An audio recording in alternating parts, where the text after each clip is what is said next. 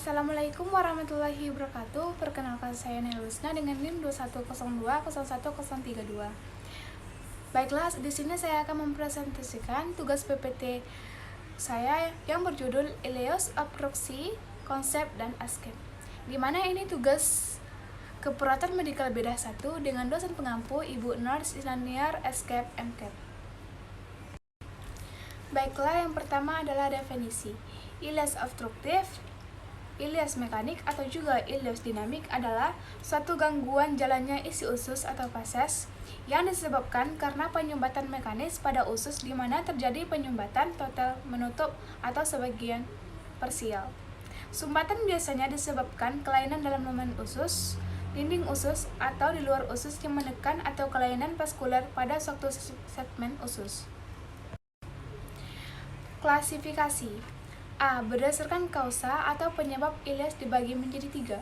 Yang pertama, ileus mekanik disebabkan obstruksi mekanik. Yang kedua, ileus neuroganik, gangguan persyarafan usus.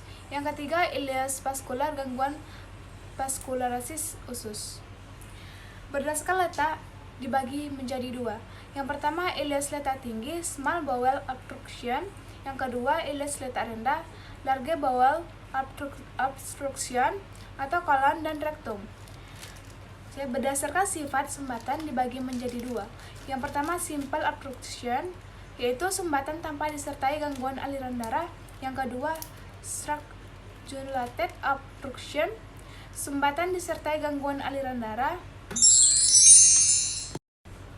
Adapun etiologinya berdasarkan gambar di atas, intestinal obstruction dibagi menjadi 2, yaitu dinamik mekanikal dan adinamik fungsional. Jadi dinamik mekanikal terbagi menjadi 2, yaitu intraluminal sama ekstraluminal. Nah, di bagian intraluminal ini ada infection, Warek bodies, Bezos dan gallstone, dan di bagian ekstramural ada bends atau adhesions, yang kedua hernia, yang ketiga volvulus, yang keempat intussusception. Adapun adinamik fungsional, mesenteric vascular occlusion, yang kedua electrolyte disturbance, yang ketiga antiperkisonian drugs. Fisiologinya, oke, lanjut patofisiologi. Baiklah, lanjut patofisiologi ikonnya. Pertama, obstruksi usus, di mana akumulasi gas dan cairan dalam laman sebelah proksimal dan letak obstruksi.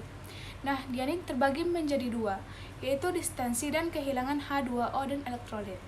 Di bagian distensi, ada tekanan intralumen, iskemia dinding usus, kehilangan cairan menuju ruang peritoneum, pelepasan bakteri dan toksin dari usus yang nekrolik ke dalam peritorium dan sirkulasi sistemik. Terakhir, peritonitis, septikemia. Distensi,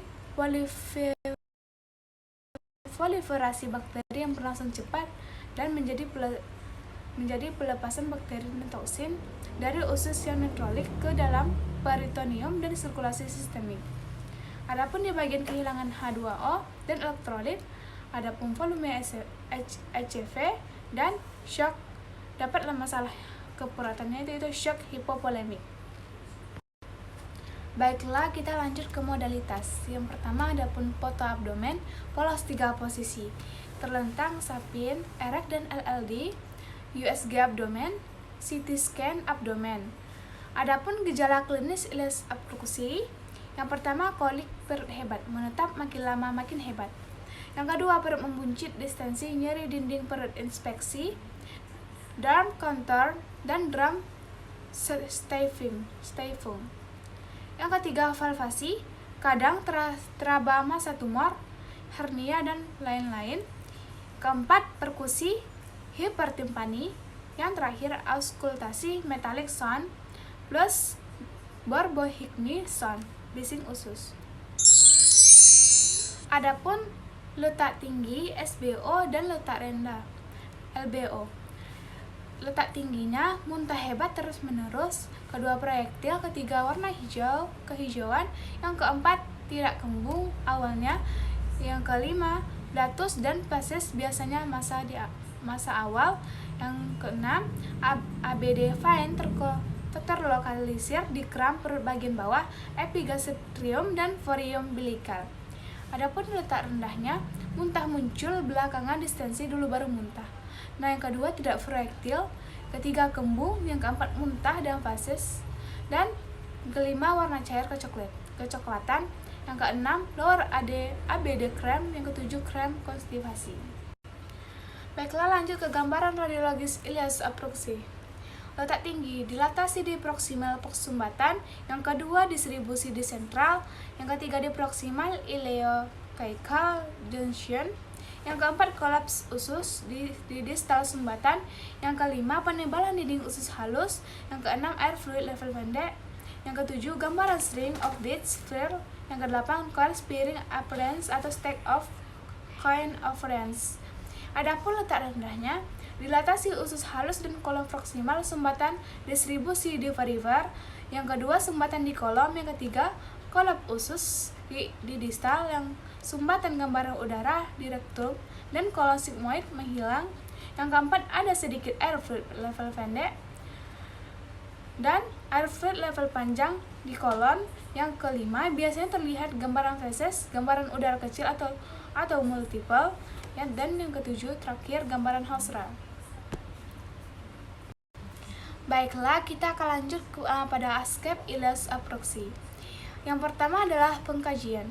Pada pasien kritis, pengkajian meliputi yang pertama B1, breathing atau secara teori, adanya sumbatan jalan napas karena penumpukan cairan dan sputum akibat kehilangan refleks batuk, adanya tanda-tanda lidah jatuh ke belakang, adanya suara napas tambahan dengan cara melakukan auskultasi suara napas, catat jumlah dan irama napas.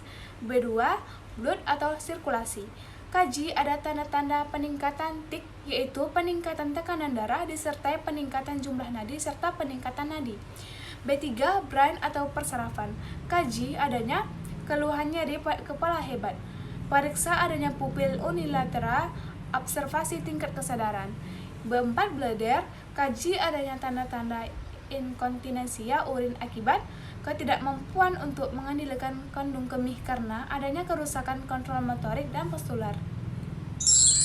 B5 atau bowel. Kaji adanya kesulitan menelan, nafsu makan menurun, mual, muntah, dan konstipasi. B6 bone. Kaji adanya kelumpuhan atau kelemahan, kaji adanya dekubitus dan warna serta turgor kulit. B. Diagnosa keperawatan. Yang pertama, hipertermi berhubungan dengan proses penyakit. Yang kedua, nyeri akut berhubungan dengan agen cedera biologis. Yang ketiga, resiko ketidakseimbangan cairan dibuktikan dengan obstruksi intestinal. Yang keempat, konstipasi berhubungan dengan penurunan motilitas gastrointestinal. Ditandai dengan gejala mayor dan minor, seperti adanya defekasi yang kurang dari 2 kali seminggu, pengeluaran pases lama dan sulit, pases kertas, peristaltik, usus menurun, distensi abdomen, serta kelemahan umum yang terjadi. Baiklah, kita lanjut ke intervensi keperawatan. Yang pertama, nyeri akut.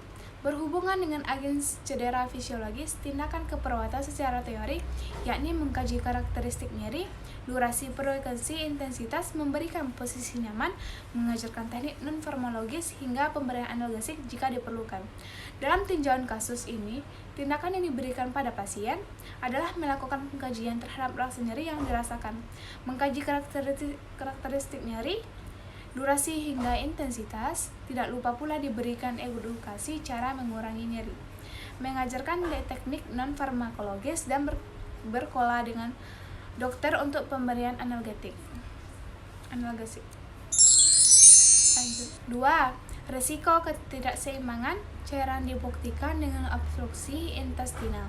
Tindakan keperawatan secara teori yang diberikan yakni menentukan jumlah dan jenis cairan serta kebiasaan eliminasi pasien, memonitor membran kulit mukosa, mengkaji turgor kulit, mengkaji warna urin, serta memastikan cairan yang tepat diberikan sesuai dengan kebutuhan. Dalam kasus ini, tindakan yang diberikan pada pasien adalah menentukan jumlah dan jenis kebutuhan cairan yang diperlukan, mengkaji adanya tanda-tanda dehidrasi seperti membran mukosa kering, turgor kulit lambat, jumlah serta warna urin yang dikeluarkan, serta memastikan cairan yang tepat diberikan dan memastikan IP berjalan dengan benar. Adapun implementasi keperawatan dari ileus obstruktif. Nah, implementasi atau penanganan utama pada pasien dengan ileus obstruktif pada teori yaitu mengkaji nyeri secara komprehensif, kolaborasi pemberian analgesik seperti tramadol jika nyeri berat dan keterolak jika nyeri ringan, hingga sedang secara cepat, memberikan posisi nyaman seperti telentang, mengajarkan teknik relaksasi napas dalam jika nyeri sudah turun ke skala sedang atau ringan, mengkaji faktor yang memperberat dan memperingan nyeri. Berdasarkan hal tersebut, tidak ada kesenangan antara teori dengan kasus yang terjadi. Implementasi atau penanganan, jika didapatkan tanda-tanda adanya risiko ketidakseimbangan cairan, maka diberikan tindakan pemberian cairan sesuai dengan kebutuhan. Mengkaji jumlah pengeluaran dan warna urin, mengkaji membran mukosa bibir, mengkaji turgor kulit, serta memasang IP dan memastikan agar IP tetap lancar. Baiklah, adapun evaluasi keperawatannya. Evaluasi keperawatan antar teori dengan kasus mengacu pada tujuan diagnosa keperawatan yang diangkat sesuai dengan kriteria hasil yang diharapkan. Evaluasi keperawatan dilakukan dengan evaluasi selama 3 kali 24 jam sesuai dengan waktu rawat pasien di ruangan. Hal ini menunjukkan tidak adanya kesenjangan antara fakta dengan kasus yang terjadi di lapangan. Baiklah, hanya itu yang dapat saya sampaikan. Terima kasih atas waktu yang telah diberikan. Wabillahi taufiq wal hidayah. Wassalamualaikum warahmatullahi wabarakatuh.